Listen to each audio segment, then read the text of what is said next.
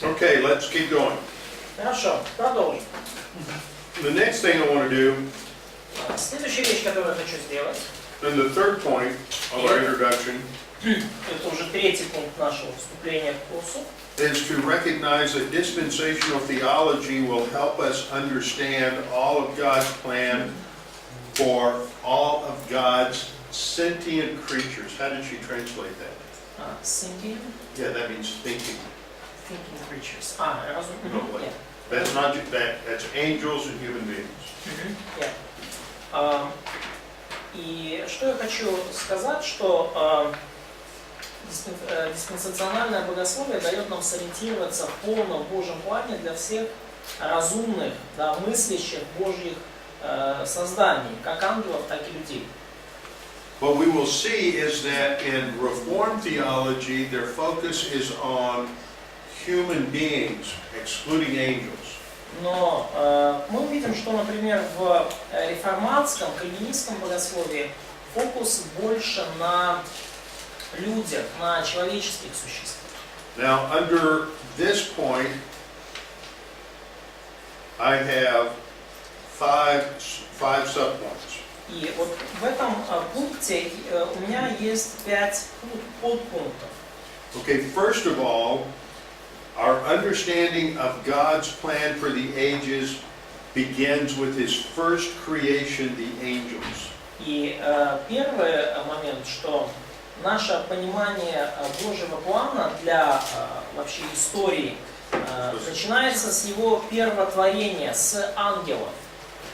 And the very first failure of creaturely responsibility with the fall of Lucifer. И самая первая несостоятельность, да, короче, самый первый случай, когда творение пало и не смогло выполнить ответственность, возложенную на него Богом, это падение Люцифера. Now there are two basic verses for the fall of Satan. И есть два ключевых стиха касательно грехопадения сатаны. Okay, and these are easy to remember. И их легко запомнить. Just remember the chapters. И просто запомнить главу. They already gave that. Okay, Isaiah 14 Исайя 14 глава, and Ezekiel 28. Иезекииль 28. 28 is twice 14. Okay. 28 это как бы 14 умножить на 2, да? Okay. Isaiah 14, 12 through 14. Так, вот Исайя 14, 12 по 14 стих. And Ezekiel 28, 12 to 20. И Иезекииля 28 глава с 12 по 20. Okay, the second point is that the fall of Adam is directly connected to the fall of Satan.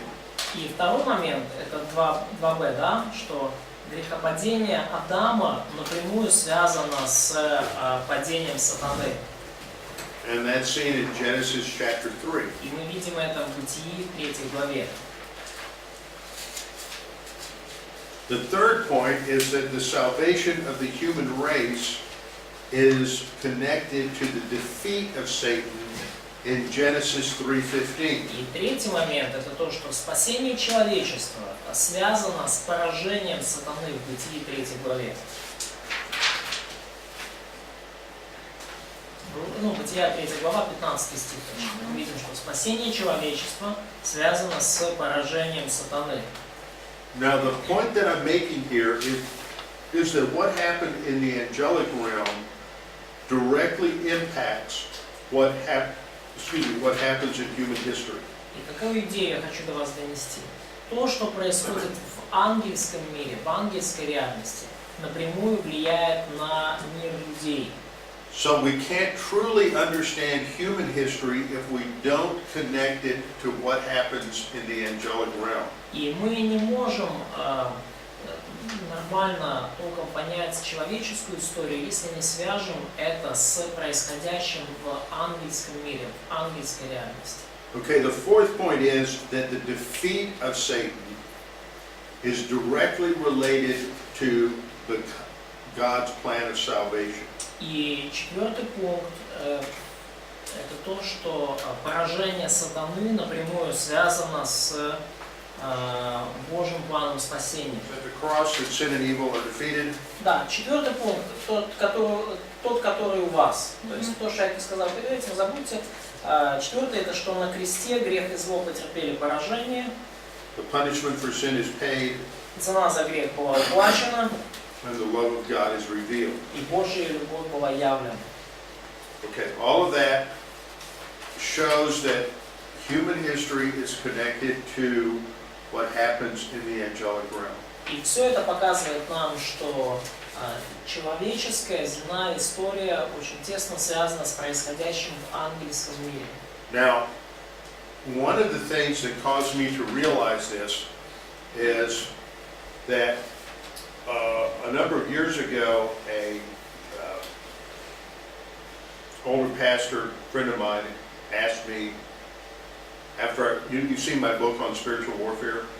Кстати, вот вы видели книгу мою по духовной войне? Да? After I wrote that, he asked me, he says, why is it that in Reformed theology, they never talk much about the angels or the fall of Satan? И, что меня вообще подтолкнуло к этим размышлениям, что вот после того, как я эту книгу написал, один из моих друзей спросил, а как же это получается, что в реформатском, кальвинистском богословии они практически ничего не говорят о падении сатаны. And that was one of those questions that I really just sort of, it was like a light going off. И, вот это был один из таких вопросов, которые вот как будто включили свет у меня в голове. In dispensationalism, we believe the ultimate purpose of life is to glorify God. The ultimate purpose of history is to glorify God. В диспенсационализме мы считаем, видим так, что основная ключевая цель истории – это прославлять Бога. In covenant theology, they think the ultimate purpose of God in history is redemption. И в заветном богословии, в заветном богословии они считают, что ключевая цель всего, что Бог делает в истории, это искупление. But angels are not redeemed. Но ангелы не искуплены. So that shows that in covenant theology, they have their narrow purpose excludes the angels. И это показывает нам, что вот в заветном, кальвинистском богословии цель Божья для истории сужена. It's not that they deny the existence of angels, but angels don't fit within their concept of the plan of God. Да, то есть она не включает ангелов. Не то, чтобы они существование ангелов отрицали, но ангелы как будто не включены в план Божий, в цели Божьи. So we have to understand that dispensationalism has a broad enough understanding of the purpose of God to include all of God's creatures. И нам нужно понимать, что диспенсационализм, он имеет достаточно широкое понимание Божьих целей, которое включает все мыслящие Божьи творения. So because of this, under the next point, the next major point, И следующий такой большой пункт, четвертый. dispensational theology provides a framework for understanding the meaning of life, suffering, and history. И 4а, таким образом, диспенсациональное богословие дает основу для понимания смысла жизни, страдания и истории. The purpose of history, first of all, the meaning of life, И смысл жизни и цель истории, is to serve God and glorify Him forever. Are you lost? смысл жизни – это служить Богу и прославлять Его. Okay, what we see here is that man is created to serve God. Что мы видим здесь, да? Что человек сотворен, чтобы служить Богу. And to glorify God. И чтобы прославлять Его. So we see Okay, the second thing is in terms of the meaning of suffering. И следующая вещь – это то, что диспенсационализм помогает нам понять смысл страданий. Suffering in human history is the result of the corruption of sin. И страдания в человеческой истории – это результат испорченности грехом. Now, what's the first book of the written in the Old Testament? И скажите, какая первая книга Ветхого Завета? Ну, какая книга написана первая Ветхого Завета? Джо. Job. Первая книга написана по 11 хронологии. глав Я же писал. Мы говорим не о том Ну да, периоде, написано. который описан, а какая книга исторически записана первой. Yeah, I believe the first book that was written was Job, and Job focuses on understanding suffering. И я верю, что именно книга Иова написана первой. Да, и книга Иова фокусируется на понимании страданий. And so we come to understand that the reason we suffer has something to do with the fall of Satan. И мы приходим уже из этой книги к пониманию, что причина, по которой мы страдаем, как-то связана с падением сатаны. Remember, at the beginning of Job, Satan is coming before God and asking permission to test Job. И помните, в начале книги Иова, Сатана приходит к престолу Божию и просит разрешения испытать Иова. And in the course of Job, Job has to learn to trust God even in suffering. И на протяжении этой книги Иов учится доверять Богу даже посреди страданий. And then the third reason is that it helps us understand history. И третье, то, что нам помогает диспенсационализм, это помогает нам понять смысл истории. History has a direction and a purpose. А в истории есть направление и цель. The direction is positive. И это направление, оно позитивное, то есть оно имеет какую-то... God is going to resolve the sin problem. Направление позитивное в том смысле, что Бог в итоге решит проблему греха. And bring redemption to the universe. И Он принесет во Вселенную искупление. So the solution is going to begin with salvation. И потому решение этой проблемы начинается со спасения. All right, now let's go to the second, what I call chapter 2, biblical prophecy, literal or symbolic. И перейдем теперь ко второму пункту и поговорим о том, что библейские пророчества, они буквальные или символичные. The question is, what is literal interpretation? Что такое буквальное толкование? Should we interpret the Bible literally, or should we interpret the Bible symbolically? Должны ли мы толковать Библию буквально или символически? Let me talk just a brief, let me set this up a little bit. Давайте я вам, скажем так, немножко пока покажу общую картину. Dispensationalism is usually thought to have begun in the early 1800s. Вообще диспенсационализм как направление начался где-то в начале 19 века. And 1800-х годов. that is mostly accurate. И в целом он достаточно точный. An English theologian by the name of John Nelson Darby was the first to truly systematize dispensationalism. И вот такой английский богослов Джон Нельсон Дарби был первым, кто как-то систематизировал диспенсационалистский взгляд. And ever since he did that, И с того момента, как он это сделал, the dispensationalists have been ridiculed by a number of other critics. С того момента, как Дарби систематизировал этот подход, диспенсационализм начали высмеивать, огромное количество различных критиков начали просто высмеивать эту систему. And many of these charges are completely false. И многие из этих обвинений в сторону диспенсационализма совершенно необоснованны, ложны. Dispensationalists have been called liberals and heretics and antinomians. Диспенсационалистов называли еретиками, либералами, антиномистами, да, то есть людьми, которые отвергают закон. In some cases, they were even charged as being cults like Mormons or Jehovah's Witnesses. В каких-то случаях даже их обвиняли в том, что это почти секта, типа как свидетели Иеговы или мормоны. Dispensationalists have been charged with teaching two different ways of salvation. Диспенсационалистов обвиняли в том, что они учат двум различным путям спасения. But none of these are true. Но никакое из этих обвинений не является истиной. Now, in order to evaluate all of this, we first have to understand what dispensationalism is. Но для того, чтобы как-то оценить все эти нападки, нам нужно в первую очередь понять, что такое диспенсационализм.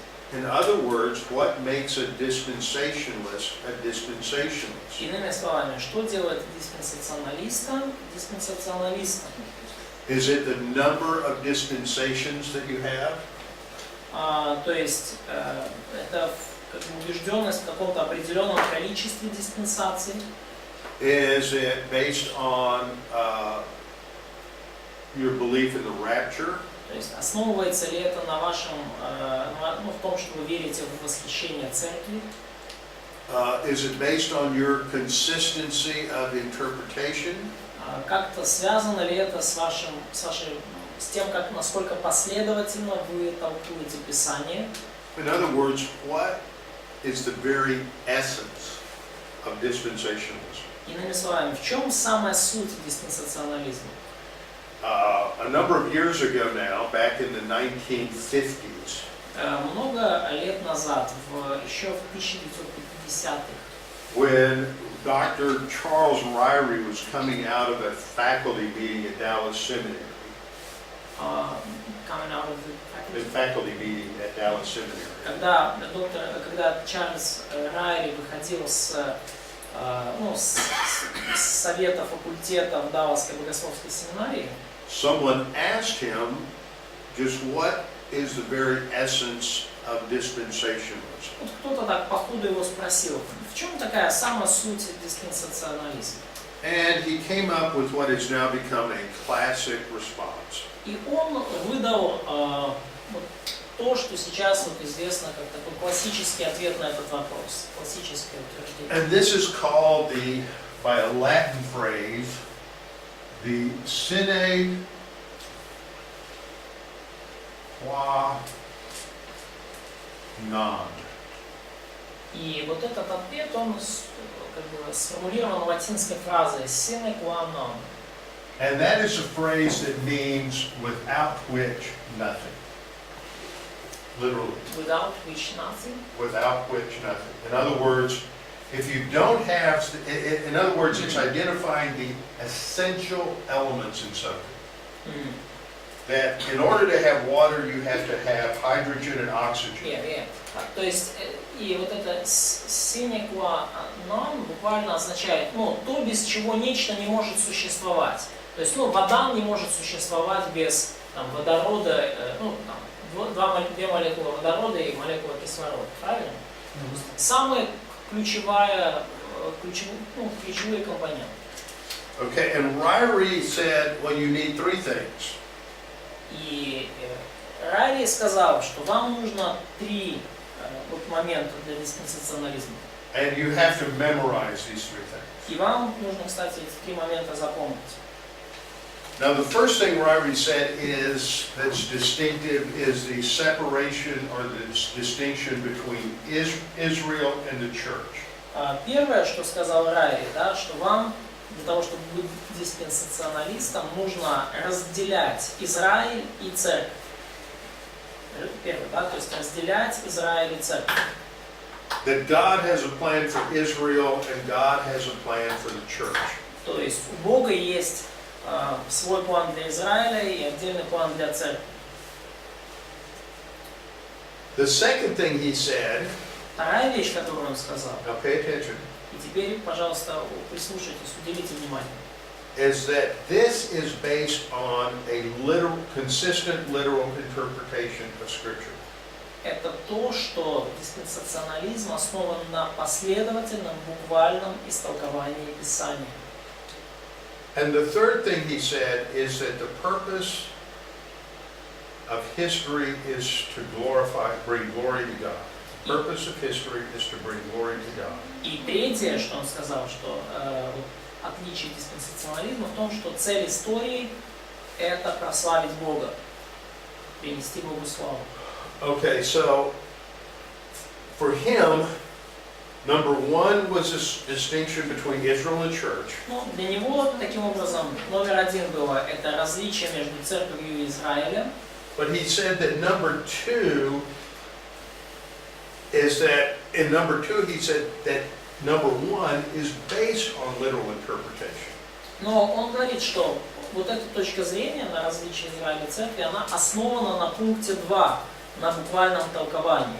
So my question is, why don't you start with literal interpretation? Ну и мой вопрос всегда был, почему бы не начать сразу с буквального толкования, как, ну, Okay, so I've restructured this so that number one is literal interpretation of Scripture. И я немножко поменял порядок, и таким образом я вижу как основу диспенсационализма. Первое – это буквальное толкование Писания. And one result of that is a distinction between Israel and the church. И один из результатов этого – это то, что вы различаете Израиль и церковь. And that leads to number three, that the ultimate purpose of history is the glory of God. И это ведет к пункту 3 также, да, что конечная цель истории в том, чтобы прославить Бога. So, that's why this second section really focuses on understanding what is literal interpretation. И вот почему вот эта вот вторая наша глава сфокусирована на том, что же такое буквальное толкование. Now, I gave you a good definition in the last hour. И я на прошлом часу уже дал вам хорошее определение буквального толкования. Literal interpretation means to take language in its normal, everyday use, unless there is some reason to interpret it differently. Буквальное толкование воспринимает каждое слово в его нормальном повседневном значении, если только нет явной причины воспринимать его как-то иначе. Every language uses idioms and figures of speech. В каждом языке есть, ну, идиомы, образные выражения какие-то. And one of the things that we understand is that that idiom has a literal meaning. Но то, что мы понимаем всегда, это то, что даже у образного выражения есть буквальное значение. Okay, so when we use a figure of speech, И когда мы используем образное выражение, it has a literal meaning. Okay, that doesn't necessarily depend upon the meaning of the words, individual words. да, то есть нужно понимать, что значение образного выражения, оно совершенно не обязательно берется, ну, из значения самих слов. For example, one figure of speech is called hyperbole. Ну, например, один из таких типов, да, образных выражений – это гипербола. Okay, hyperbole basically means exaggeration. То есть, ну, гипербола буквально значит преувеличение. So when Jesus says it's better to, pluck out your eye, И когда Иисус говорит, что, например, там лучше, ну, когда Он говорит про вот это бревно в глазу, да, и соринку в глазе брата твоего, that it caused one of these little ones to stumble, He's not talking about literally pulling out your eye. it's a plucking, yeah, pulling out your eye. да. Yeah. То есть, ну, когда Он говорит, да, о том, что там вынь бревно из глаза своего, Он же не буквально про бревно говорит, да? Yeah, he's saying, he's using an example of something that would be so horrible. То есть он использует это как пример чего-то, что настолько ужасно. To emphasize that doing this action of causing a little one to stumble would be so much more painful than the pain you could imagine by pulling out your eye. Я прошу прощения, я чуть не дослышал. Да, то есть когда если там глаз твой соблазняет тебя, вырви там его, да. И это образ, да, что, ну, если там из-за тебя притыкается брат твой, то это вот та же боль, то же страдание, даже больше, чем если ты глаз вырвешь. But in the everyday use of language, the idea of pulling out your eye or something like that is understood to have a meaning that is not literal. И когда вот мы в повседневном даже вот общении там что-то говорим, там вырви глаз, да, то есть, ну мы же не буквальное значение имеем в виду. By that I mean it doesn't actually mean to pull out your eye. То есть мы когда говорим там вырви глаз, да, мы же не говорим буквально там вырви But it глаз. has a specific sense, and it always has that sense. Но всегда есть какой-то особый конкретный смысл. When we talk about literal interpretation, the phrases that we use are literal, historical, and grammatical. И когда мы говорим о буквальном толковании, то мы подразумеваем, что то, что написано, оно должно толковаться буквально, там, в историческом и грамматическом контексте.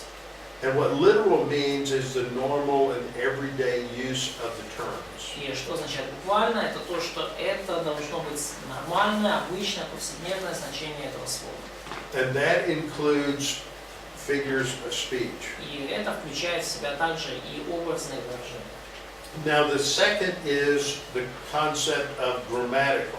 И вторая концепция – это грамматическое, ну, толкование, связанное с грамматикой.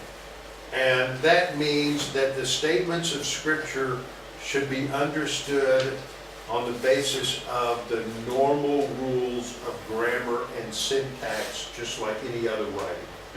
Ну и это означает, что утверждения Писания должны толковаться именно в своем грамматическом контексте, да, то, как они размещены в предложениях, согласно синтаксису. Точно так же, как мы бы толковали любой другой написанный текст.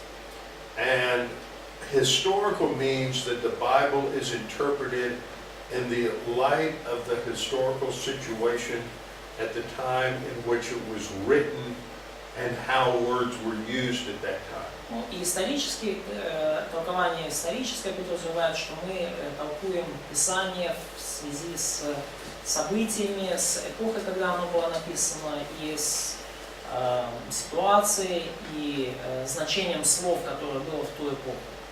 Okay, Тем значением, которое слова имели в ту эпоху. so what we're basically saying is that the Bible is to be understood according to the same rules we use to understand everything we read and hear in everyday language. Но иными словами, что вот если суммировать все вышесказанное, Библию нужно понимать так, как мы понимали бы любой другой написанный или устный текст, который существует, да, то есть по тем же самым правилам. Мы понимаем Библию как любой другой устный или записанный текст. Now the next category is literal versus allegorical interpretation. И следующий у вас пункт это 2А, это буквальное в противовес или аллегорическому. Буквальное в противовес аллегорическому. And so in the history of the Bible, there are two basic ways the Bible is interpreted. In the history of the church or in the Bible? Well, in the history of the church. Да, и в истории церкви есть два основных способа, как толковалась Библия. The first is literal, И первый способ это буквальный, and the second is allegorical. и второй это аллегорический способ. In the history of the church, it is rare that anyone has used one system consistently. И в истории церкви вообще очень редко можно встретить кого-либо, кто последовательно толковал бы только вот одним или другим способом. In most theological systems, they blend the two. И в большинстве богословских систем два этих подхода к толкованию смешиваются. So that, for example, you can find some people who are predominantly allegorical, but they still interpret some things literally. То есть, и потому вы можете встретить разных людей, которые, например, кто-то в целом толкует аллегорически, но временами он толкует буквально. So for example, they might still believe in a literal Abraham or a literal Mount Sinai. То есть они могут, в общем-то, до сих пор верить в буквального Авраама или в буквальную то, что была гора Синай, буквальная гора. But then they might come along and say that there is that other places and events really didn't happen, but they just have a sort of a spiritual significance. Но потом они говорят, что какие-то другие события или люди, или истории, они на самом деле не происходили, но это просто такие образы для нас, имеющие какую-то духовную ценность, духовное значение. And this is especially true with how they treat prophecy. И это особенно сильно проявляется и явно в том, как они обходятся с пророчеством. Especially unfulfilled И prophecy. особенно с теми пророчествами, которые еще не исполнились. So this leads to an important question. How do we know that the Bible should be interpreted literally? И это ведет нас к следующему важному вопросу. Откуда мы знаем, что Библия должна толковаться буквально? If you were talking to somebody and they said, well, I think the Bible, the fruit that Adam and Eve ate wasn't a literal fruit. It was, for example, it could be sexual enjoyment. И, например, встречаете вы человека какого-то, а он говорит, что я думаю, что плод, который съели Адам и Ева в саду, это не был буквальный плод с дерева, это было, например, сексуальное наслаждение. And this has been taught in the past, И именно так в прошлом мы учили. where the fruit isn't a literal fruit, it's some other action. То есть, что плод с дерева, это не был какой-то буквальный плод, который рос на дереве, это какое-то действие, которое So how would we prove that the Bible should be taken literally? How would you do that? И вот что вам делать с такими утверждениями? Как вам доказать, что Библию нужно толковать буквально? Задать вопрос, наверное, сначала. To ask questions first. Yeah, but how would you prove that? How would you prove Ну, that the Bible should be interpreted literally? вопрос в том, да, то есть как же вам все-таки, доказать, подтвердить то, что Библию нужно толковать буквально? Но у нас Другими есть, местами. да, у нас есть пророчества, которые буквально исполнились, были буквально написаны, не исполнились. By other places of Scripture, Paul says, Kata says that we have prophecies which had been already fulfilled literally. Right, but you start with how does the Bible interpret itself? Но вы оба правы, потому что вы оба начали с того, как Библия сама толкует себя. Does the Bible interpret things that it has already said literally or allegorically? То есть сама Библия толкует, ранее сказанное в ней, буквально или аллегорически. Okay, for example, Например, you can think of many other examples probably, вы можете, конечно, много других примеров себе там but the увидеть. Bible always interprets the events, for example, in Genesis 1 through 3 in a literal manner. Но Библия всегда, например, главы с 1 по 3 книги Бытие всегда толкует и воспринимает буквально. For example, in Exodus chapter 20, Например, в Исходе, в 20 главе, in the Mosaic Law, и в законе Моисеева you have the command related to the Sabbath. есть заповедь, связанная с субботой, с днем субботы. Remember, God said that they were to work for 6 days and rest on the seventh day. Помните, Бог сказал, что им нужно трудиться 7 дней и отдыхать им нужно трудиться 6 дней и отдыхать на 7-й. And the reason he says that is in verse 11. И причина этого указана в стихе 11. For in 6 days God made the heavens, the earth, the sea, and all that is in them, and rested the seventh. За 6 дней Господь сотворил небеса и землю, море и все, что в них, а на 7-й отдыхал. So the Mosaic Law is assuming that those 6 days are literal 6 24-hour consecutive days. И поэтому закон Моисеев подразумевает, что вот эти 6 дней это 6 24-часовых дней, шедших один за другим. Okay? Other examples is that when Jesus is talking about marriage and divorce, he's in Matthew 19. И еще один пример, когда Иисус в Матфея 19 главе говорит о браке и разводе, He directly quotes from Genesis 1:26 and 27. он цитирует напрямую из Бытие 21 главы 26-27 стиха. In the beginning, God made them male and female. Вначале Бог сотворил мужчину и женщину. In Matthew 24:37 to 38. И Матфея 24 глава 34. Yeah. Matthew 24:37. Да. Ну и, например, Матфея 24 глава с 37, да, 37 стих. He talks about Noah and the flood as a literal historical event. С 37 и 38 стих говорится о Ное и о потопе, как о буквальных исторических событиях. Another example is in John 3:15. И еще один пример это Иоанна 3:15.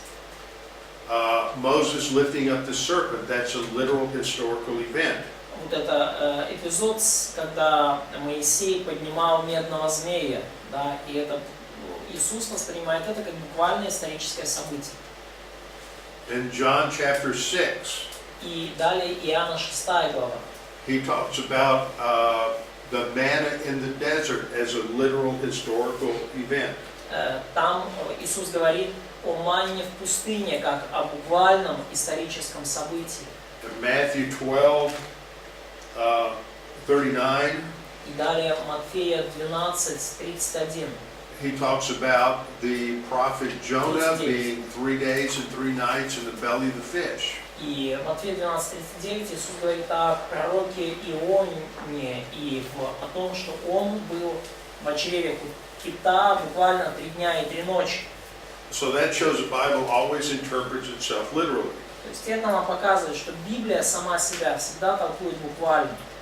Now, in the next section, I've given you a number of examples of fulfilled prophecy. И в следующие там несколько пунктов я показываю вам примеры исполнившихся пророчеств. Okay, and we can talk about some of these. And when do we break for lunch? 12:10. Okay, okay. So we'll just look at a couple of these, and the rest of those are fairly self-explanatory. I think that you've gone through prophecies related to Christ. I've given you a list of those that he'll be born of a virgin. He's literally born of a virgin. Genesis 49. Да, то есть, мы пройдем через эти пророчества, некоторые из них совершенно самоочевидны, да, например, то, что, пророчество об Иисусе, о том, что он родится от девы, там, в Исаии 7 главе, он буквально родился от девы, ну и так далее. Okay, the Messiah was supposed to be from the tribe of Judah, and Jesus is from the tribe of Judah. И, например, Мессия должен был произойти мы сейчас как бы в пункте 4c очень верно. Мессия должен был прийти из колена Иудина, и он пришел из колена Иудина. The Messiah was to be born in Bethlehem. Jesus is born in Bethlehem. Мессия должен был быть рожден в Вифлееме, и он родился в Вифлееме. Okay, let's look at some others that are less well known, okay? Ну, давайте посмотрим некоторые другие пророчества, которые не так хорошо известны. And these are always kind of fun to study. И вот это вот уже довольно весело это разбирать. Turn to 1 Kings chapter 13. Откройте, пожалуйста, 3 Царств, 13 главу. 3 Царств, 13 глава. Okay.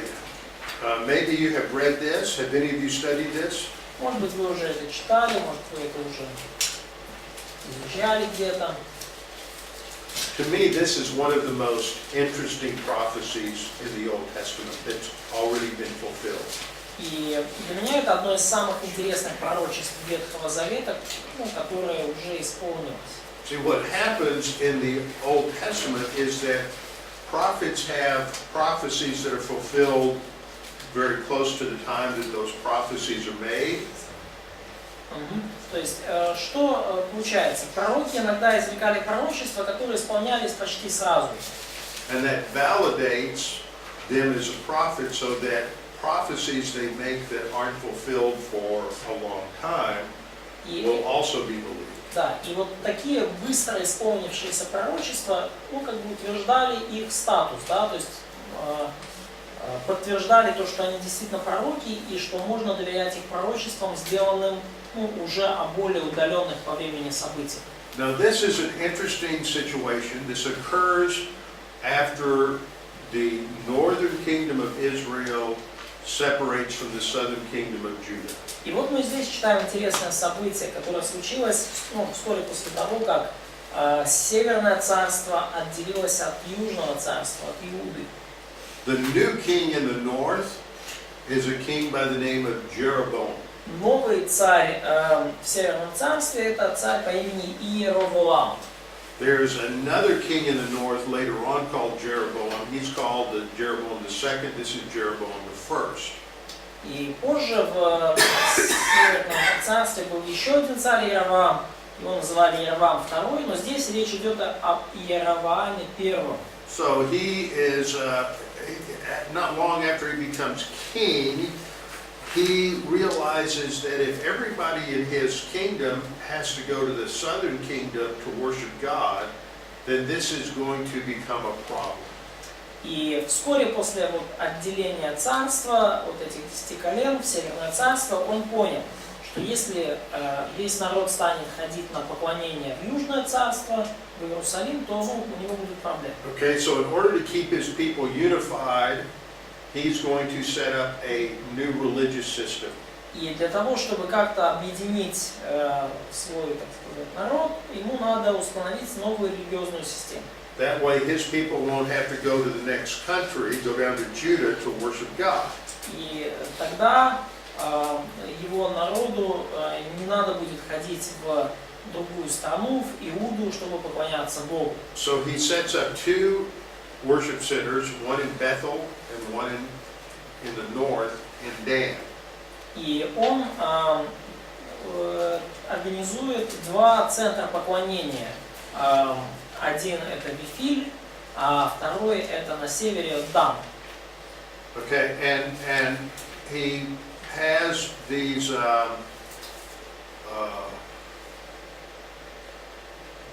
two golden calves made. И у него есть вот эти сделанные из золота тельцы там на обоих жертвах. And he says that these golden calves are the God who took you out of Egypt. И он сказал, что эти золотые тельцы это боги ваши, которые вывели вас из Египта. So he is rewriting history. То есть он переписывает историю заново. This is something dictators do in order to justify their position. То есть это то, чем обычно занимаются диктаторы, чтобы как-то обосновать, оправдать занимаемое ими положение. And so, in rejection of what God has done, he is going to create this new religious system based on a false history. И отвергая то, что сотворил Бог, теперь Иеровоам пытается создать новую религиозную систему, основанную на ложной истории. Of course, he probably got the idea from Aaron, who did the same thing. Конечно же, он позаимствовал, скорее всего, эту идею у Аарона, который ту же самую идею проталкивал, то же самое сделал. Aaron made a golden calf and said the same thing. Помните, да, Аарон в пустыне тоже сделал тельца и то же самое сказал. He said about the golden calf, "This is the God that brought you out of Egypt." Аарон сказал о золотом тельце, что это Бог, который вас вывел из Египта. Okay, now this is what's going to happen as a result of Jeroboam setting this up. И мы сейчас видим результат случившегося. Вот в результате того, что Иеровам все это организовал, установил. And disobeying God, И он не послушался Бога тем самым. God is going to bring judgment on him. И Бог из-за этого наведет суд на него. Okay, so he comes up, and so God sends his prophet. И вот Бог посылает пророка. And the prophet comes to Bethel, and when Jeroboam is about to offer incense on the altar, И вот пророк приходит в Вифиль как раз в тот момент, когда Иеровам уже вот-вот совершит курение у жертвенника. and look at verse 2. И посмотрите на 2 стих.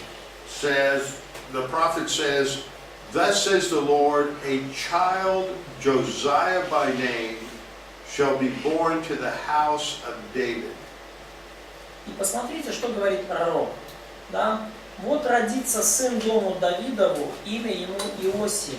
And on you, that is on the altar, he will sacrifice the priests of the high places. И принесет на тебе, то есть на жертвеннике, да, в жертву священников высот.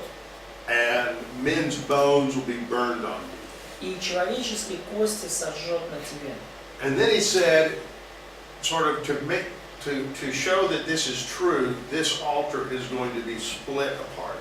И далее, для того, чтобы доказать, что сказанное вот это правда, он говорит, что вот этот жертвенник распадется, да, он, ну, да, вот этот жертвенник распадется, пепел, который на нем рассыпется. And so, then what happens in the next few verses is Jeroboam points his hand at him and says, tells everybody to, basically he accuses, he's going to ask for him to be arrested, and his whole arm and hand withers up. Да, ну и далее мы читаем, да, в стихе 4, что Иеровам уже протягивает руку к пророку, ну, говоря, возьмите его, ну, то есть, чтобы его арестовали, и рука его в этот момент одервенела. And immediately the king, begs to have his hand restored. И незамедлительно царь начинает умолять пророка, чтобы его рука все-таки восстановилась. And so God restores his hand. И Бог восстанавливает его руку. Now, this prophecy is given somewhere around 930 BC. И это пророчество дано где-то в 930 году до нашей эры.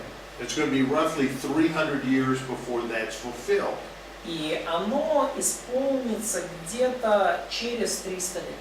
And we read about that fulfillment in 2 Kings 23:15. И мы читаем об этом исполнении в 4 царстве 23:15. And so what happens here is the fulfillment of that prophecy. И что здесь происходит? Мы видим исполнение этого пророчества. And this is in the time of a king called Josiah. И это происходит как раз-таки во Now, времена...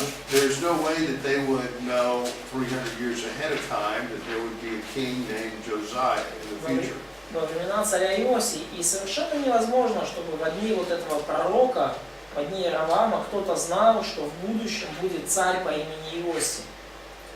And so Josiah has that altar in the north at Bethel destroyed in verse 15, 2 Kings 23:15. И именно Иосия, вот этот жертвенник, который в Вифиле, на севере, он его уничтожил. He had it broken down, Он разрушил его completely destroyed, полностью, burned the wooden image, сжег там всю высоту. and then there were tombs on the side of the mountain. И также вот он все сжег деревянные образы, и были могилы на другой стороне горы. And so he had the bones in those tombs taken and burnt on the altar. И в итоге Иосия, мало того, что жертвенник разрушил, он достал кости из этих могил и их тоже сжег на Now, жертвеннике. according to the Mosaic law, if you touched a dead body or a corpse, you would be ritually defiled. И согласно закону Моисееву, если ты коснулся мертвого тела или костей, то ты становишься ритуально оскверненным. And so he defiles the altar so it won't be used again. И таким образом, когда Иосиф сжег на жертвеннике эти кости, то он осквернил его нельзя больше использовать. So this is a direct, literal fulfillment of what happened, what was prophesied 300 years earlier. И это буквальное прямое исполнение того, о чем было пророчествовано 300 лет до того. So the point that we see here is that literal fulfillment. И что мы видим, какая идея, что пророчество исполнилось буквально. The next example I give you is the prophecy of Tyre. И следующий пример, который я вам написал, это уничтожение Тира. Now I was looking to see if I had my slides of that I could show you the pictures. I'm going to get them while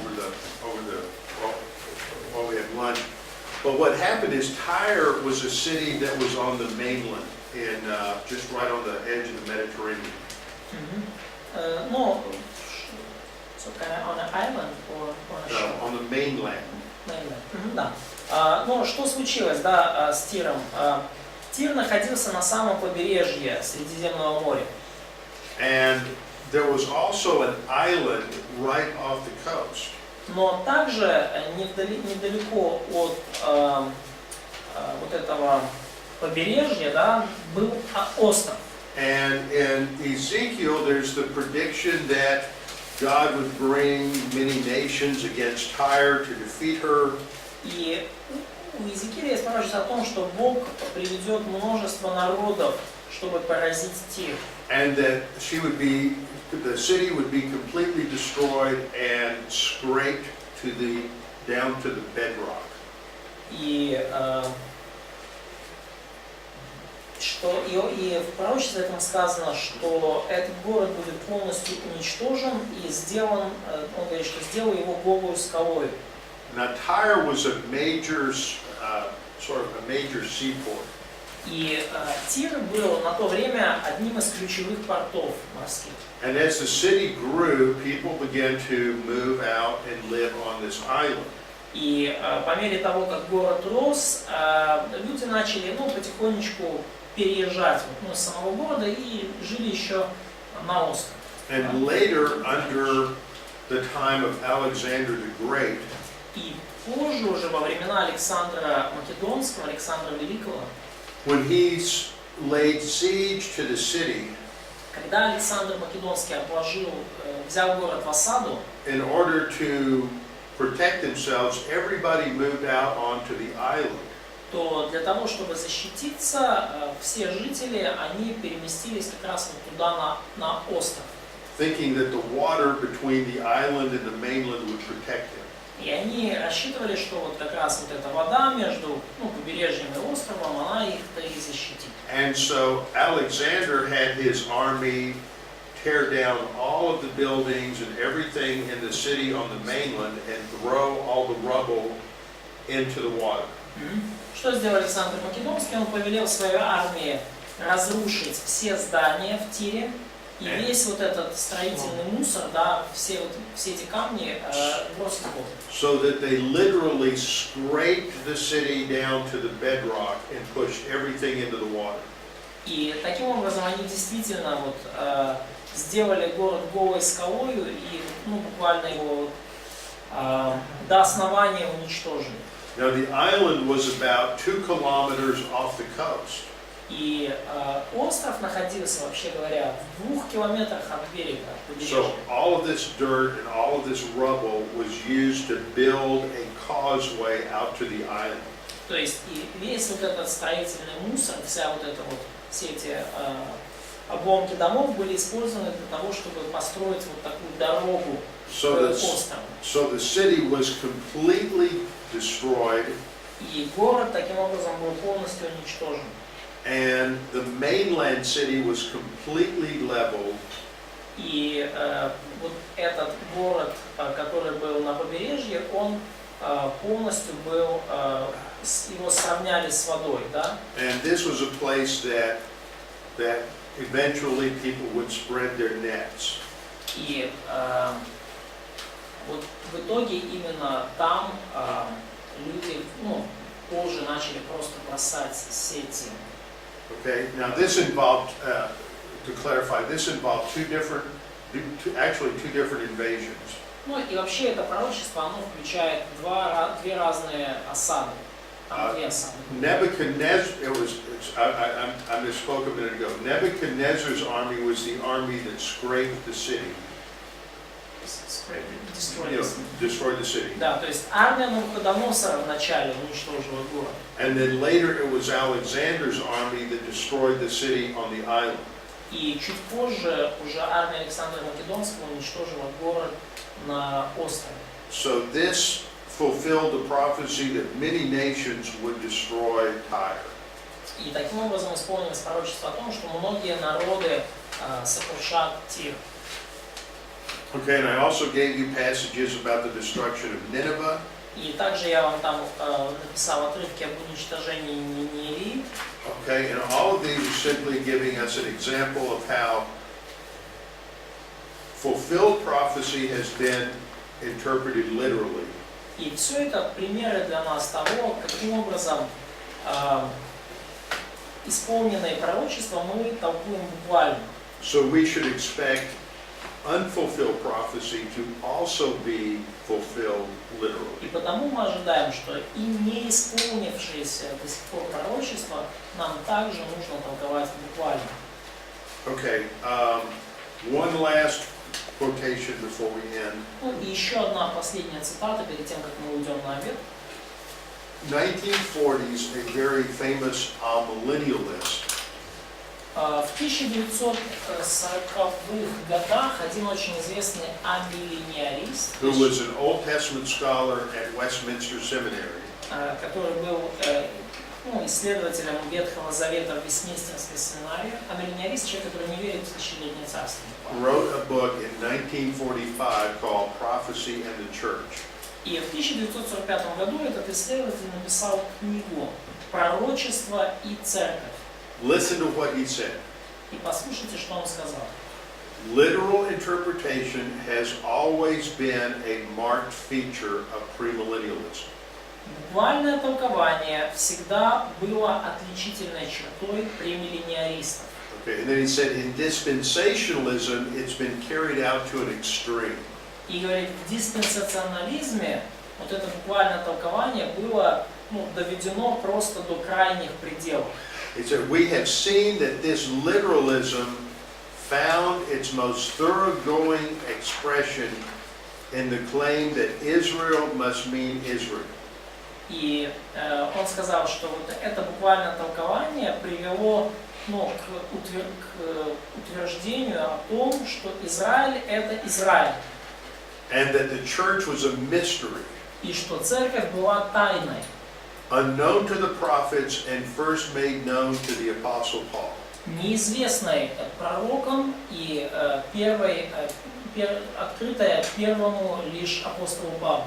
See, what he is saying is that if you're going to be literal, then Israel has to mean Israel and the church has to be a mystery, but we can't believe that. То, что, смотрите, да, то, что он говорит, что если вы придерживаетесь полностью буквального толкования, вы придете к тому, что Израиль – это Израиль, а церковь – это церковь, но мы не можем в это поверить. See, as an amillennialist, he's interpreting prophecy allegorically. И, будучи амиллениалистом, он толкует пророчество аллегорически. But he admits that if literal interpretation is carried out logically, then Israel must mean Israel and the church must mean the church. Но он признает, что если вы буквально толкуете пророчество, то тогда Израиль должен быть Израилем, а церковь церковью. And then he says, now if the principle of interpretation is adopted, then Israel always means Israel. И он говорит, если такой способ толкования мы принимаем, то Израиль всегда будет значить Израиль. That it does not mean the church. И Израиль не будет значить церковь,